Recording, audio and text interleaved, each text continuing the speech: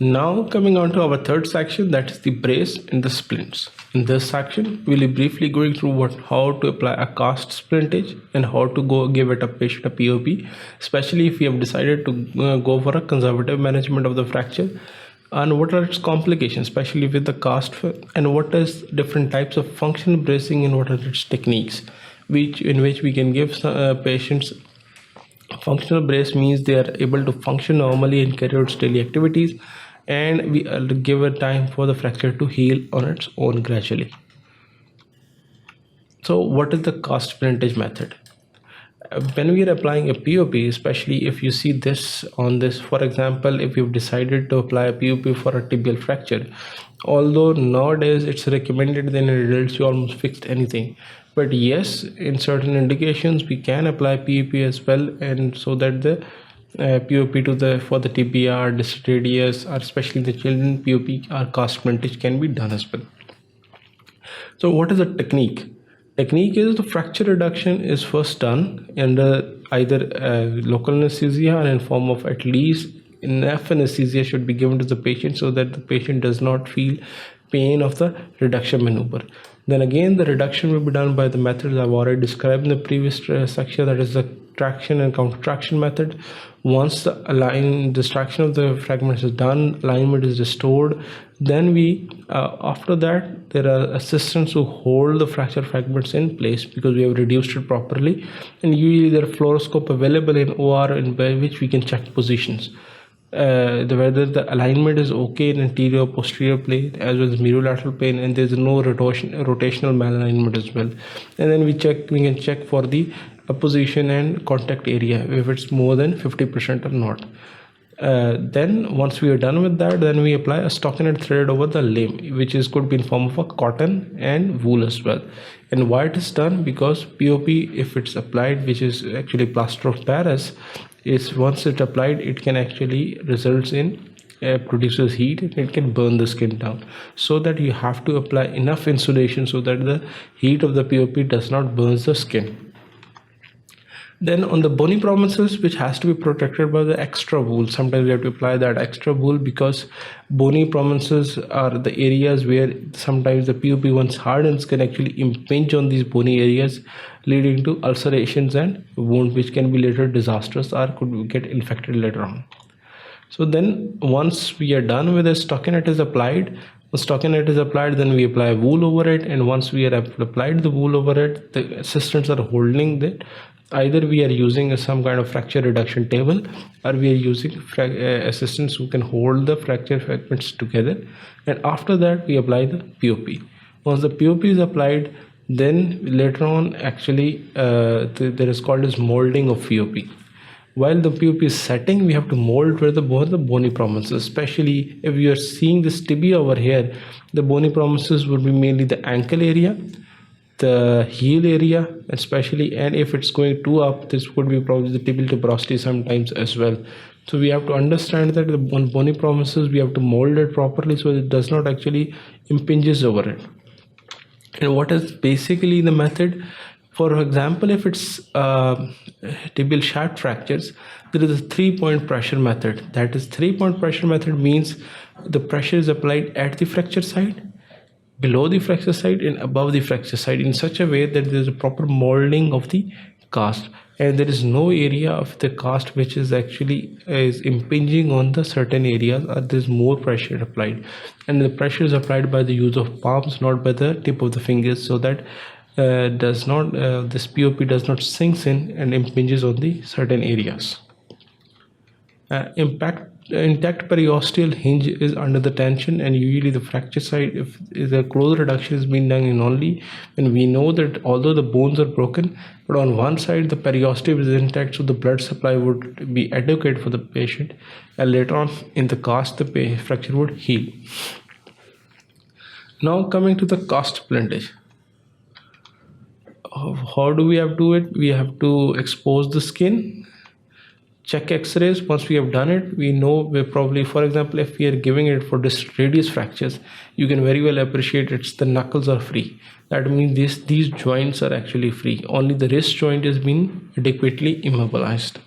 Then we have to get post-operative check x-rays. Why? Because that's just to know whether the cast is adequately done as well, and also helps us to know whether the fracture is properly reduced as well or not.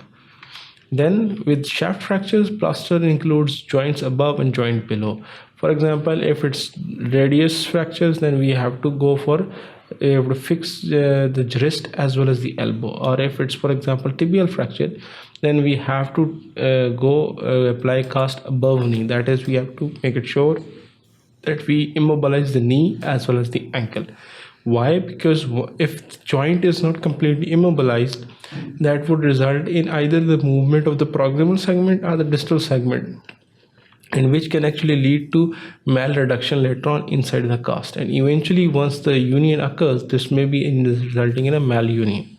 So we have to make it sure we have to counteract all the forces which are acting on the fractured fragments, which are actually in form of muscles which are acting. So they can pull or push the fragment in another direction as well. So we have to understand that we have to fix the joint above and below. And how we do it in the cast, that is, if it's, for example, it's the tibial shaft fracture, we have to incorporate knee as well as ankle into our cast. Knee is usually held in slightly flexed position, because keeping it too much extended position can be actually completely painful. Slightly flexed, almost 15 to 20 degree flexion is usually advised at knee.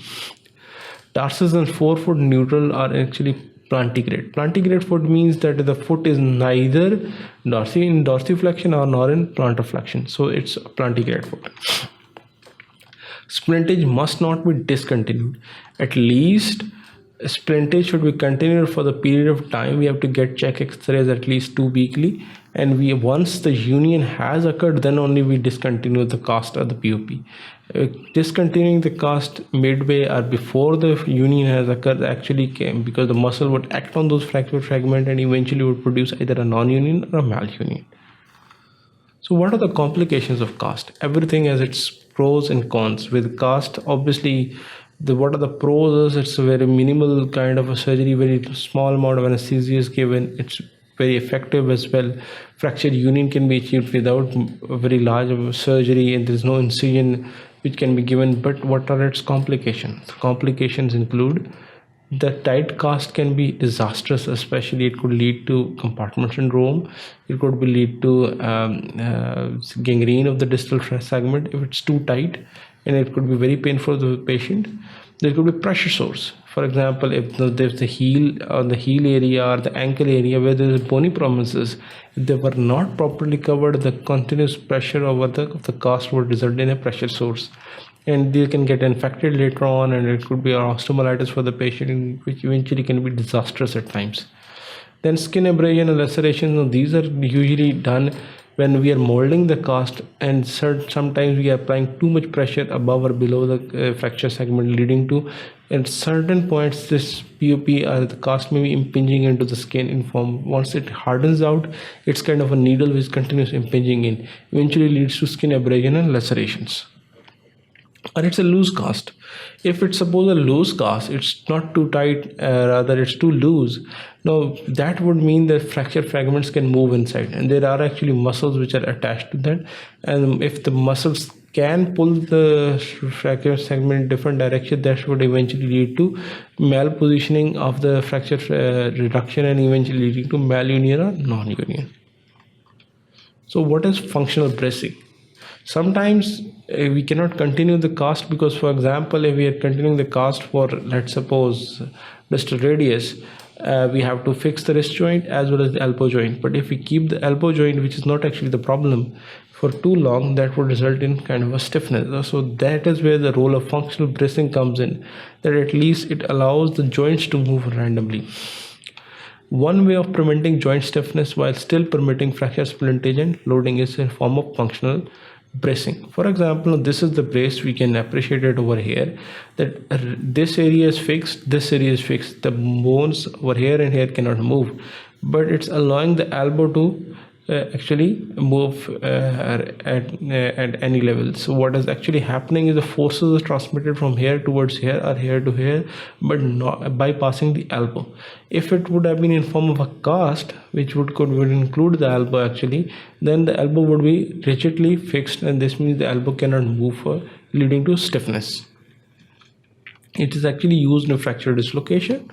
Segments of the cast are actually applied only over the bony shafts, for example in case of humerus and in case of radius, which leaves the actually joints free. And why it's important? Because if we leave the joint free, there will be no stiffness, because later on, once the bone heals, joint stiffness is actually a problem for the patient. It becomes a bigger problem for a nuisance for the patient later on, rather than the bony fracture.